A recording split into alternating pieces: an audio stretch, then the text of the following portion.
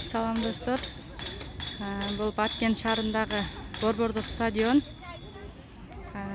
Эртең 13 октябрь Баткен облусунун түзүлгөнүнө 25 жыл, Кара Кыргыз автономиялуу областынын түзүлгөнүнө 100 жылдыгына карата чоң майрам болот. Ушул стадиондо азыр мындай даярдык иштери жүрүп атат. Музыка аппараттар курулуп, бардыгы даярданып жатышат. Бул жерлерге асфальт төшөлүп, даярдыгы абдан сонун.